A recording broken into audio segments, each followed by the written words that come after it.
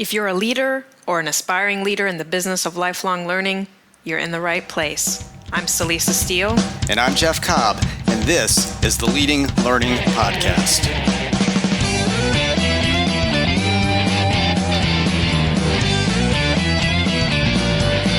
Hello out there. This is episode 99 of the Leading Learning Podcast. This time around, Jeff and I talk about the state of learning and technology in the association sector. This is a topic that is prompted by the fact that we are about to publish the 5th edition of our Association Learning Plus Technology report. Before we get to that discussion, though, we want to thank Your Membership, the podcast sponsor for the third quarter of 2017. Your Membership's learning management system is specifically designed for professional education with a highly flexible and intuitive system that customizes the learning experience. Your Membership's LMS seamlessly integrates with key systems to manage all of your educational content formats in one central location while providing powerful tools to create and deliver assessments, evaluations, and learning communities. You can find out more about Your Membership at yourmembership.com. For our resource for this episode, we want to, appropriately enough, highlight our Association Learning Plus Technology report. The report is based on a survey of a broad range of trade and professional associations, and Association Learning Plus Technology provides the most comprehensive insights currently available on the use of technology to enhance and enable education in the association sector. You can access that report for free by going to tagoras.com/learntech. And if you're listening to this episode before September 15th, 2017, you can grab that issue of the report and you'll automatically be sent the next edition, the 2017 edition, which will be releasing after September 15th. Well, it's amazing to me that we are now on the 5th edition of this report, and it's been more than 5 years that we've been doing it. We actually ran our first survey for this report in 2008, so we're coming up on a decade now. And then, even before that, we kind of had a prototype version of it back in the company that we owned and ran before Tagoras. Yeah, that's right. We've been at it for quite a while now, and it's been our tradition here on the Leading Learning Podcast to step back and reflect. And so we thought this would be a good episode to devote to the report, to talk a little bit about why we do it, the changes that we've seen over the years, and perhaps most importantly, how we feel the report and the data can be useful to organizations. So maybe let's start with that first one, why we started doing this report in the first place. And I just mentioned that we began doing it when we were running our last company. Tagoras is not the first company that we've had together. We had a company called ISOF for many years where we actually built and managed and implemented a learning management system, built a lot of e-learning content for trade and professional associations. And, as we found we were working more and more with nonprofits in general and with trade and professional associations as part of that nonprofit sector, we felt there was a gap in knowledge about what was going on with e-learning out in that field at the time. And so, even back in the Tagoras days, we wanted to do something that would contribute to the field, that would, give some benchmarks and help organizations just kind of, know the lay of the land. And of course, as we began working with Tagoras and we're really focused specifically on trade and professional associations, that's where this particular report really came to focus and how those organizations are using learning and technology. And, of course, at the same time, this was a way for us to do our own content marketing. We're big proponents of content marketing here at Tagoras as a way for us to put some content out there that would establish our thought leadership and give us, hopefully some authority in the field, become a trusted provider of information about the field. So we feel like it has done that for us to a large extent. We certainly hear a lot about the report from folks. And and then the final thing to mention is it has actually been a revenue source for us. It is part of our business model. It's not a big part of our business model, but we originally charged for the report and then eventually moved to getting sponsorships for the report. And it's a good way right now to engage with the vendor community in particular. It's something that they know that we do, and they'll also track this data that's part of the sector. So contributing to the field, building our own reputation, and a small amount of revenue from it. So those are some of the the reasons that motivated us to do this and to continue to do it. Yeah, so I think that right, having that multiple benefits both for ourselves and we think for the field at large. And so, as we mentioned, we first released a report in 2009, and it was called Association eLearning 2009. And then we released the next report in 2011, and with that, we shifted the name of the report to Association Learning Plus Technology. So the first one of those was in 2011, and then we had one in 2014, 2016, and now we are on the cusp of releasing 2017. So as we've noted before, this is the fifth of the reports in this series. And I'll comment a little bit on that change in titles. Like I said, we first released it as Association eLearning. That was way back in 2009, which, I think internet years are a lot like dog years. Yeah. And so what happened is that we started to feel like, e-learning comes with a certain amount of baggage. I think there are baggage on at least multiple levels. One level being just for some people, they think kind of narrowly about e-learning. Maybe for them, that just is really sort of self-paced courses. Right. And that type of content, that specific type of technology-enabled learning. The other thing is that we also were beginning to see a shift that I think has only become more pronounced over the last few years, which is just this fact that as technology becomes so ingrained in our lives and the way that we live and do work and the way that we learn, this idea of e-learning being distinct from other types of learning, it's losing some of that some of the distinctiveness there. Some of those boundaries are beginning to blur.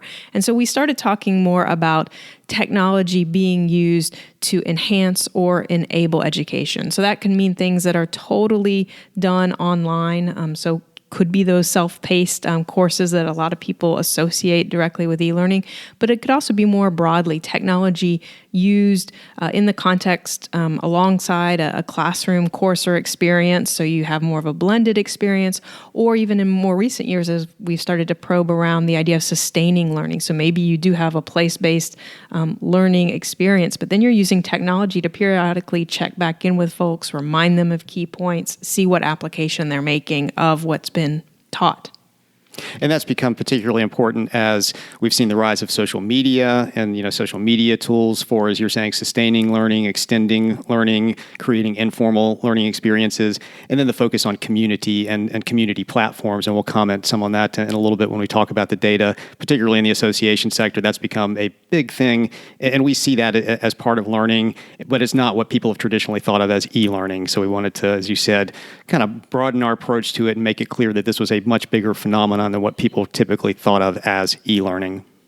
And one of the other things that we've done over the years of offering the report and then the surveys that go behind each issue of the report is that we really clarified in 2016, so in the report prior to this one we're about ready to release, that while respondents must represent a membership organization, we welcome respondents from both nonprofit and for-profit membership organizations. So really our focus is on the idea of having a membership that you're trying to serve and that you're serving with learning, and often technology-enabled or enhanced learning. So those are some of the ways that our language has changed, and those language changes really are a response to the context change that we've seen out there, sort of the whole environment in which learning and technology are being used now. And, we already commented on the rise of social media and community, but some of the other just really important things that have been going on over the past decade or so, and to a large extent have been really the basis of our business, is that market for lifelong learning, continuing education, professional development has changed so much. We know that competition has increased in just about every field, and in some fields it's really cutthroat at this point. But most organizations are experiencing more competition around their continuing education and professional development offerings, As a result, we're seeing downward price pressure. A lot of organizations, wrestle with pricing and, how do they compete with free in many instances, a lot of free learning out there. And, probably a symptom of that, there have been reports lately, research done lately saying that, there's actually a global decline in e-learning revenue, or at least self-paced e-learning revenue, and that's expected to continue and to amount to a 6 to 7% decline in the coming years. And when you talk about the global market for e-learning, that translates into billions of dollars. I mean, more than $10 billion drop in revenue. So there's that downward price pressure, downward revenue happening. Again, mostly tied to self-paced. That doesn't apply to all learning formats. And along those lines, we've seen the rise of a lot of different new formats. We've seen MOOCs come along. We've seen what's happened with mobile. We've seen things like micro-learning and micro-credentialing come along. We'll talk about that in a little bit.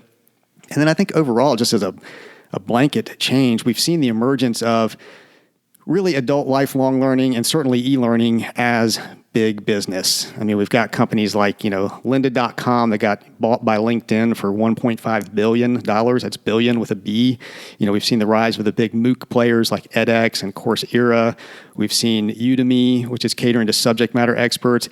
Amazon.com now has courses offered on its site. You can actually go shop for courses on Amazon. That's a big shift towards commodity status, really, for self-paced e-learning in particular. So all of that is going on, and that's kind of the context in which this report has been happening over the years. And for us, a really fascinating and interesting context to be reporting on. And so, Jeff, you were just talking about those kind of bigger world shifts out there.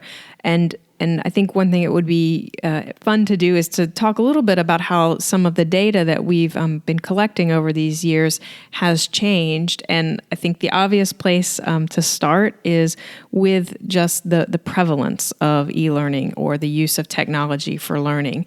And so back in the 2009 report, 61.1% of respondents said that their organizations were currently using e-learning. And we defined e-learning very broadly back then.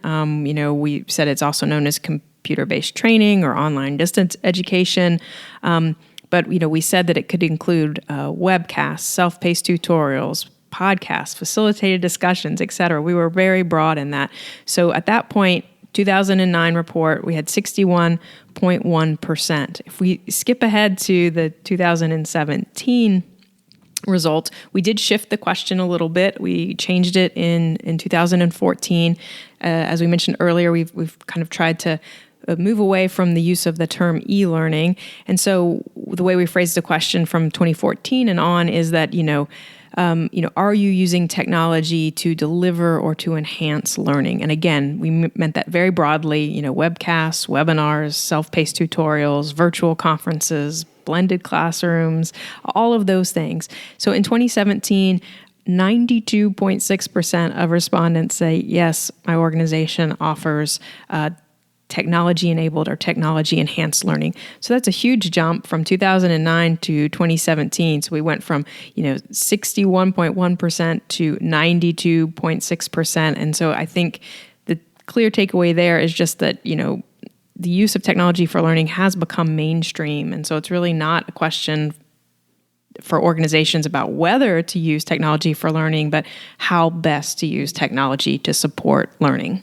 That's true. I mean, it's a fact of life at this point. So, if you're an organization that's not doing it, we always say, don't just copy other organizations. That's not really being strategic. But this is one where, if you're not doing this yet, you really need to be asking yourself why. And then there should be a very legitimate reason why you're not doing it if you're doing any other kind of education whatsoever. And we should note, and we'll try to keep noting as we go along, the statistics that we're talking about here, the data that we're talking about, we will include in the show notes for the episode, along with some additional data as well. You can always find our show notes by going to the episode number. So in this case, it would just be leadinglearning.com/episode 99, and you'll be able to get some good data there. Now, another area, learning and technology has shot up, and of course, at the same time, we've seen some of the main technology that tends to be used for learning also grow. And the main one that people tend to associate with online learning, of course, is a learning management system. Learning management system is usually the way you're going to upload and configure and publish and manage the different types of courses that you offer out to your audience. And so back in 2009, and this was when it was called, the e-learning report still, we asked, whether organizations were using an LMS or not. So, does your organization currently use an LMS for its delivering its education? In 2009, it was 34.4% of organizations that indicated that they were doing that. Jump forward to 2017 when we asked, basically the same question, and it's 66.9%. So, we've seen it almost double from a third to 2/3 of organizations that, are using a formal platform, which is what an LMS represents, for the delivery of their online learning. And, we expect to continue to see that grow. There's been a lot of investment, a lot of shakeup in that LMS arena in the association world recently. We do a lot of, or have traditionally done a lot of LMS selection type work, and we certainly have seen, that business grow and grow and grow over the years. And so another platform that we've begun asking about is webinar or webcast platforms. And, as you were saying, Jeff, we ask in each survey for the set of respondents that say, hey, yes, we're doing technology-enabled learning, then we ask follow-up questions, one being around whether they use a learning management system. Then in 2014, we also started asking about webinar or webcast platforms. And so that first year that we collected the data, 84.4% were already using a webinar or webcast platform. So that's already higher than the LMS usage there. And in the 2017 report, 91.8% of folks are using a webinar or webcast platform. So we're essentially at saturation point with these types of platforms, and we're going to talk in a little bit about the types of offerings. And so it's not too surprising to see how prevalent these platforms are when we talk about the types of technology-enabled learning that are being offered. And so we'll kind of close that loop in just a minute. But those are the two big platforms, obviously, a learning management system and a webinar platform. Those are now typically integrated. Most LMSs are going to have, some pre-built integration bridges with the big webinar platforms, the GoToWebinars and the Adobes and the WebExes of the world. So we see that combination now. But another type of platform that we are seeing grow pretty substantially and expect to see a big uptick in this is the use of community platforms for learning. And we started asking about this back in 2009. And back then we characterized it as a private social networking site that, in parentheses, was only for approved users. Only approved users can join it. And we kind of listed that among social media tools. This was before, the HigherLogics and other big, community platforms came along and really established that as a separate vertical in the market. Back then, we had 16.1% of respondents say that they were using some sort of private social networking site for learning, and this was for learning, not just kind of general usage. Jump forward to 2017. We've changed the terminology some. We now describe it as a private online community platform because that's really how it's thought about out in the marketplace now. But the new number is 37.4%. So from 16.1% to 37.4%. Obviously, we've more than doubled there, and we expect to see the uptick in adoption continue to accelerate, continue to grow. If it follows kind of the same path as LMSs have, then we're going to see it get up past the 70% mark within the next decade. And given the popularity of these types of platforms, I wouldn't be surprised to see it shoot well past that. Well, so I hinted at the fact that we were going to talk about the different types of offerings. So let's get to that now. And what I'll say is that ever since we started offering the survey and the report, we've asked about whether organizations offer real-time webcasts or webinars and recorded or on-demand webcasts and webinars. And those have always been the most popular type of technology-enabled learning that we've asked about. And so in 2009, There were 67.1% offering real-time webinars, and then 56% offering on-demand webinars. If we skip to 2017, real-time webinars are offered by 90% of organizations, and recorded are actually a little bit higher. 91.4% are offering recorded webinars.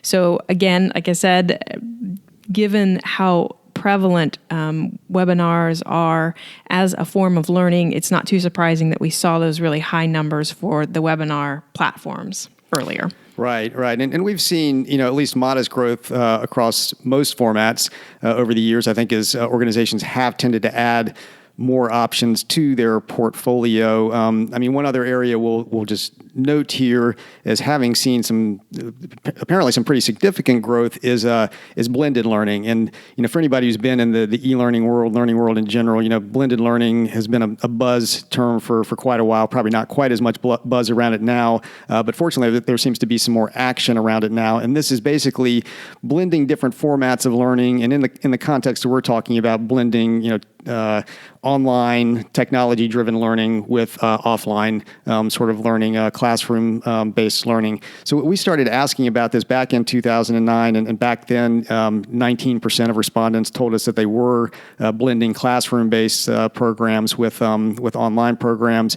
Jump forward to 2017. No, it was actually 15.5%. 15.5%. Okay, my bad there on reading the stats. Jump forward to 2017, and it's up to 38.9%. So almost 40% of organizations saying that they're doing something with blending the different formats of learning using technology, and we see that as a positive sign because it tends to support good learning practices when that's happening. And one of the other questions that we've asked about almost from the get-go, we didn't do it in 2009, but from the 2011 report and on, is about strategy. And this is something that I think is pretty near and dear to our hearts, Indeed. Jeff. Yeah. And this kind of breaks our heart here too, a little bit. That's right, near and dear, and it's a little heartbreaking to see the stats. Basically, we've seen strategy for the use of technology to enable or enhance learning kind of remain pretty flat. When we first asked in the 2011 report, 22% said that that their organization has a formal, documented strategy for e-learning. And then in 2014, which was the next report, we rephrased the question slightly to remove use of that e-learning term, so we asked if organizations have a formal documented strategy for how technology will be used to enable or enhance learning. So about the same, just 23.4% said that they have a formal strategy like that. In 2016, it dropped a little bit down to 18% saying they had a formal strategy. And then this year, we're kind of back up into those earlier ranges. 23% say that they have a strategy to guide how they're going to use technology to enable or enhance learning. This year, for the first time, we added in an additional strategy question. So, previous years, we were focusing on this idea of, do you have a strategy that really helps govern your use of technology for learning? This year, we kept that question and then added one that's more general. So we asked, does your organization have a formal, documented strategy for its learning and education business? And we asked that question of all respondents. So not just those that say, yeah, we're offering technology-enabled learning, but all respondents, even the handful who said, we don't offer technology-enabled learning. And so that group, the group that has a general learning strategy, is a bit higher, 37.7%. And that makes sense that sort of general learning strategy, that would be a larger group, and then sort of a smaller subset would have one specifically focused on the use of technology for learning.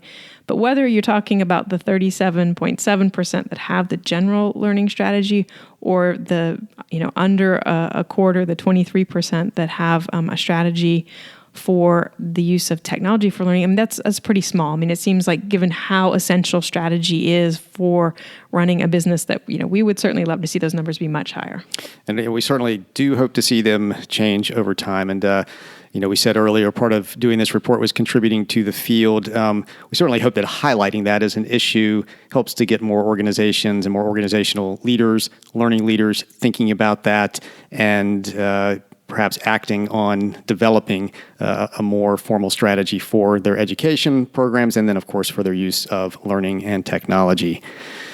So one of the things we've started to ask about in recent years, because it's really emerged in recent years, is what we characterize as emerging formats for learning, because we've definitely seen some changes in recent times. We've seen the emergence of things like massive open online courses or MOOCs. We've seen flipped learning become a thing where you're doing some of the learning online, some of the learning in the classroom, and they're supporting each other. Oftentimes you're doing the online learning as a preparation for the classroom to make the classroom time more effective, more interactive.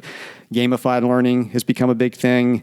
Micro-credentials, digital badging, also something that's been emerging, and micro-learning, these small chunks of learning. So we've started asking about all of these in recent versions of the survey, really beginning in 2014. And, the main headline from that is that, during the time that we've been asking, the numbers have gone up, but they're still quite low in terms of, are associations actually using these new formats, the MOOCs, the flipped classes, gamified learning, et cetera. In general, the adoption rate has been below 15%, even as it's grown larger. It hasn't grown past 15% from respondents, except in the area of microlearning. And microlearning seems to be the one trend that's really catching. We heard that 18% of respondents were doing something with microlearning in 2014. And actually in 2016 when we first asked about that. So that's been a really recent one that we've asked about. But just over the course of the last year, we've seen it grow to 30.1% as we're getting ready for this new version of the report. So, a jump of more than 12% in that time period. And we've certainly seen a lot of buzz about microlearning, a lot of interest in microlearning. We've presented sessions and had people present sessions about microlearning at events that we've hosted or been involved with. So that definitely seems to be a growth area. And we're hoping we're going to see some growth in these other emerging formats as well. Yeah, I think especially with the micro-credentials, I think there's a natural tie with micro-learning, and that is, in the 2017 report and data, that is the next most popular of these emerging formats, with 14.8% of respondents saying that they're doing something actively with those now. And so I think, as you're saying, I think we're poised for growth in at least those two areas in terms of micro-learning and micro-credentials. And I think with micro-credentials and the whole digital badging thing in particular, I think there's a barrier there right now still in kind of operationalizing that. How do you actually make that happen, both from a technology standpoint and just the mechanics of how that works within the organization against existing certification programs and stuff like that. I would predict that we're going to hit a tipping point on that like really soon, and we're going to see that one just shoot up very quickly when it does go up. One of the other questions that we added had to do with mobile learning. We did not ask about mobile learning in the 2009 report, but in 2011, we asked if organizations are offering mobile learning. And we asked that question very broadly. We just said, do you make some or all of your e-learning content available on a mobile device? So again, very broad. It could have just been that they had, one of their offerings that was mobile friendly, and that would have qualified them to say yes. But even with that broad definition, it was a very small group that was actively offering mobile learning. It was 8.9% of respondents. If we skip to this year's data, 2017, 49.7% are offering M-learning of some sort. So, we're right at 50%, and clearly that's a big jump, and I think ties into what we were talking about with micro-learning and micro-credentials as well. I feel like the mobile devices have helped make micro-learning really possible. Yeah, and we're definitely going to see, obviously continued growth in that. And of course, a lot of organizations are doing M-learning without even knowing they're doing M-learning because, of course, people are using their phones and their iPads to access stuff. And in many cases, organizations need to be checking their Google Analytics to see what kind of mobile action they're getting on their website in general, what those percentages are. And of course, those can be tied into what happens on a learning management system as well. So you can see how your content is being consumed, even if you didn't explicitly plan it for mobile learning. And a point that we always make related to that is that catalogs need to be ready for purchase of learning at this point as well, for mobile purchase of learning, because so often people who you're targeting for your learning experiences are getting those messages on their cell phones, on their smartphones via email. They're going to click a link right there. They need to be able to buy and then preferably consume right there as well. So, to the extent that the organization overall hasn't gone mobile with its catalog and its e-commerce, we're certainly going to see more shift in that direction, and the learning function needs to be thinking about that.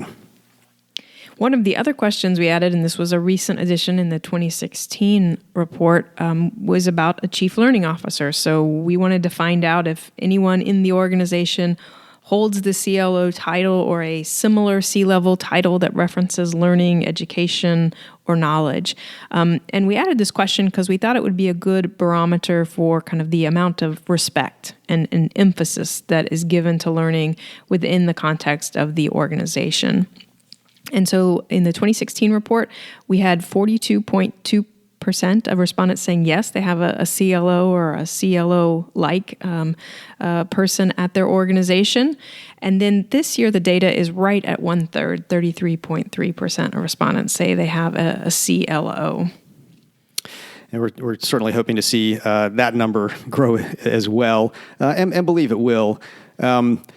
Another thing that we've asked about, and I think this probably relates back into strategy, relates back into that role of a CLO and somebody really thinking about the learning function, is if organizations are using technology to repeat, reinforce, and sustain learning. So not just the initial delivery, which obviously a lot of organizations are doing, but are you using it strategically to make sure that learning is going to stick and stay around? And we started asking that in 2016, and of those who are actually using technology to enhance and enable learning, 31.5% said yes, that they are using it to sustain learning over time by repeating and reinforcing.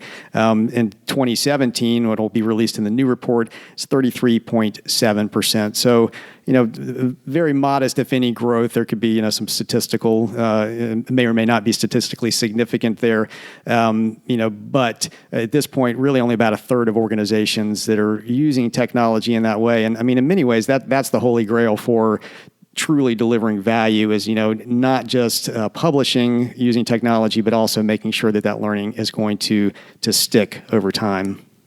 And then last year, we added 2 questions around data. And so we asked if organizations integrate, and this could be manually or through automation, but if they integrate the data that they collect in their learning technology platforms with the data from other technology platforms. So that might be, for example, data from a learning management system being integrated with data from an association management system. But again, both categories, the learning technology platforms was left broad. So it could also be, instead of an LMS, could be a webinar platform, could be one of those online community platforms.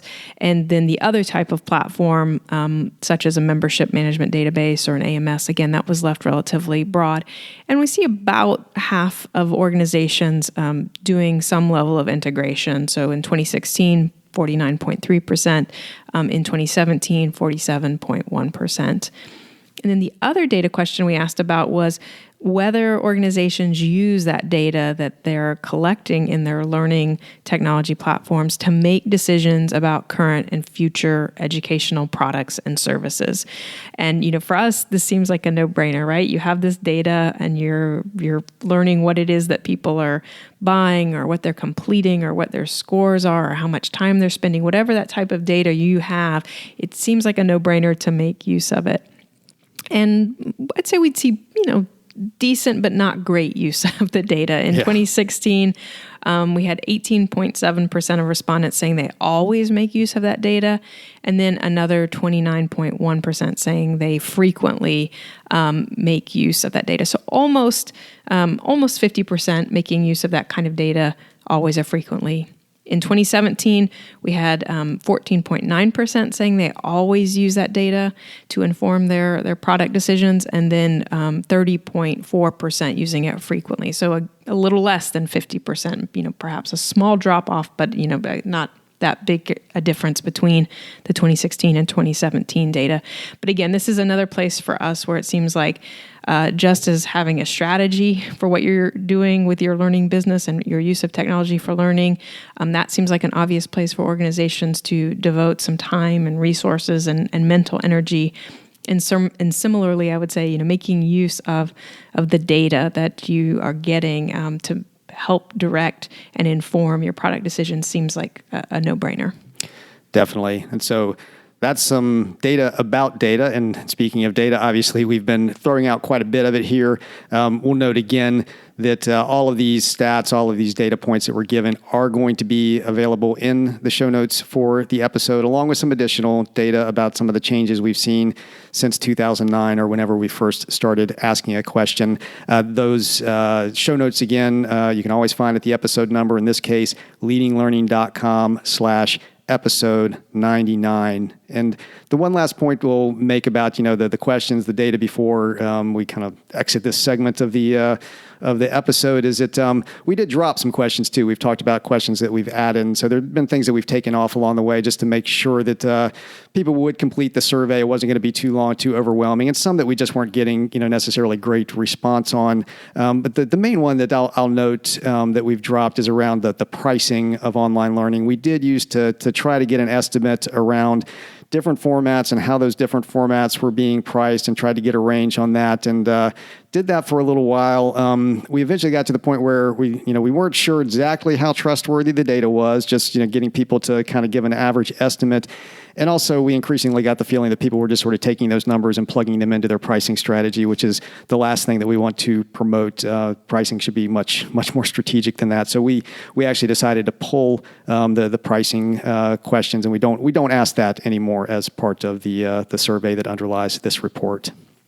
So, Jeff, as you said, we want to kind of end this segment where we're looking at some of the changes in the data points over the years and talk about bigger picture how we think the data in general, the report in general, might be useful to organizations. Yeah, definitely. Because this is all interesting, and of course we're learning geeks and love all these kind of statistics, and we know a lot of the listeners are probably going to fall in that camp as well. But how do you actually use this kind of report? And of course, one of the main things that we hear from organizations is that they're taking data in the report, whatever's relevant to their particular situation, and they're using that to make the business case within their organization for adding or growing their technology-based learning initiative. So, if they're not doing e-learning yet, for example, this may be the data that they're going to take to their board, to their executive team, whatever the case might be, and say, we really need to be doing this. Or, if they haven't yet looked at something like microlearning, they'll be looking at that to see what's going on out there. And as part of that, I think one thing that's great about the report that comes across is that size doesn't really matter with this. We're seeing different types of learning and technology initiatives happening across all sizes of organizations. The data makes that clear. So again, if you're making a business case, you're at a small organization, and you've got people telling you, well, we can't afford to do this. This isn't something that a small organization does. Not the case. There's definitely good data in the report to help support your business case. And then along with this idea of making a business case, I think another area where we know that the report can be useful and is being used is for benchmarking. And, that might be part of how you're making your business case, but even on its own, I think it can be useful to see where you stand and particularly relative to similar organizations. That said, there's a big caveat around this right here, which is that we are not by any means encouraging you and your organization to be a copycat. The report may be helpful in helping you identify some best practices from an operational standpoint, but there is no best practice when it comes to strategy. That's our bias anyway. You can't really go out and copy someone else's strategy. The strategy really has to be organic and embedded in your organization and in your culture and in your goals. And so you also have to make sure that your strategy differentiates. So you can't just copy someone else and say, all right, this is going to work for us. So I guess it's a note of caution around, even as you're kind of comparing your organization to the overall results from the survey, just be aware that, just because something seems to be working for one organization doesn't mean it's going to be a silver bullet and necessarily work in your organization. And you definitely have to actively ask that question when you're using the report. Because, one of the things that we do and that we like doing in the report is looking at what organizations that characterize themselves as successful with their use of learning and technology. What are they doing that seems to stand them out from the pack? So we ask in organizations to self-identify, and, among the ones that are very successful, we've found some characteristics that they tend to have. One of the key ones is that, not surprisingly, they tend to report increased net revenue from their education offerings broadly as a result of their use of technology for learning. So, 76.7% of those organizations that identify themselves as very successful are going to have increased net revenue versus, less than 50%, 48.1% of just the broader group that we surveyed. So, certainly the more successful organizations are making more money at this, as might be expected. They're also making use of some formats more frequently than others. The organizations that self-identify as very successful are more likely to offer self-paced online courses. They're also more likely to offer facilitated online courses, and they're more likely to offer at least some mobile learning. And again, back on the copycat note, we're certainly not saying you should be offering self-paced online courses or facilitated online courses or mobile learning, or that offering any of those is going to make you successful. But I think what it shows is that there's some willingness to be thoughtful about how they're approaching learning. Having a facilitated online course and the self-paced online courses often take a little bit more time and effort than the real-time webinars. Now, that's a pretty gross generalization, not always true. But I think there's at least here the suggestion that the very successful are being thoughtful about how they approach their learning, and are maybe also kind of open to some experimentation and trying some different formats. Definitely. And we also find that those groups that identify as very successful are making much more use of professional instructional designers. And those can be contract instructional designers, or they can be people on staff who are definitely identified and have that background as an instructional designer. Quite a bit more likely to be using those than just the broader group of organizations doing learning and technology. And that can be a bit of a double-edged sword. It goes to this strategy question. We've made the point before that good design is often the enemy of good learning, because you can get bogged down in trying to be too perfect, trying to engineer the perfect learning experience, and not really be nimble enough, not really sort of leave enough with the user to be able to engage in the right way and to get at what the user really needs. But that said, good design can also be extremely powerful if you're able to balance it with making sure you're understanding your market and what you're doing is really nimble and resonating with the market. We've also found that those who self-rate themselves as very successful, they tend to do a better job of making use of their data. They tend to integrate the data that they're collecting in their learning platforms with other technology platforms, and they also tend to use that data always or frequently to make those product decisions. They tend to do that more often. So, again, it's about making use of what they have out there so that they can be making informed decisions that really are grounded in evidence of what the market needs and wants. And here's a big one. Those that self-identify as very successful are much, much more likely to have a formal documented strategy for their learning and education business. And that's 60% versus 37.7% in this case. So pretty big leap between those groups. And they're also much more likely to have a strategy for how technology will be used to enable or enhance learning. And then kind of related to the strategy question is that they're much more likely to have processes in place for some of the key aspects of a learning business. So they're more likely to have a product development process and a process for setting prices that covers their use of technology for learning. And so again, that's just a few characteristics that we noticed in looking at those that self-identified as very successful. But we want to stress again that successful organizations are doing these things, but that doesn't mean that you necessarily need to run out and do these things. But they do suggest, that the organizations that are successful are more focused. They're taking a professional approach to the use of technology for learning and a professional approach to their learning business in general.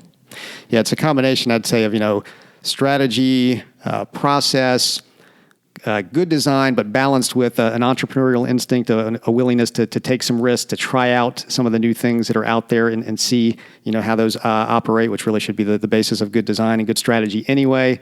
So they're kind of pulling all of that together. And as you say, it's a more focused, more professional effort around technology and learning. And we'll repeat, one more time that you can get all of these stats and, other ones that we've mentioned in the show notes. So definitely, be sure to grab those at leadinglearning.com/episode 99.